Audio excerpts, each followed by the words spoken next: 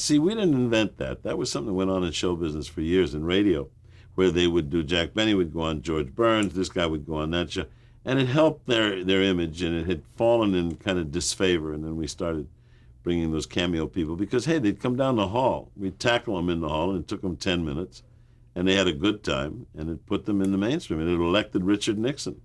Talk about... We will hold it against you. Yeah. Talk about how Nixon's appearance came about and the specifics and the particulars of filming Richard Nixon, that bit.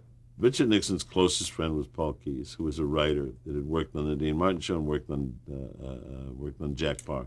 And they were very, very close friends. And Paul had an office in the White House at one point. And Paul said, I said, we got to get somebody on here who's going to explode, he said, why don't we try to get Nixon?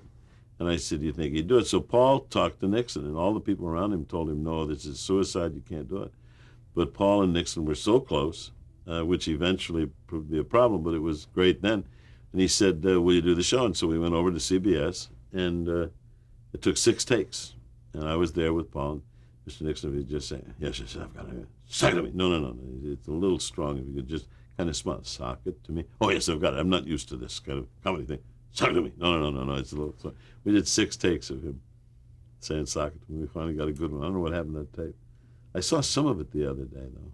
I think the tape got absconded with. But it was funny. And then he went on the air, and it just, people said, wait a minute, he's a nice guy.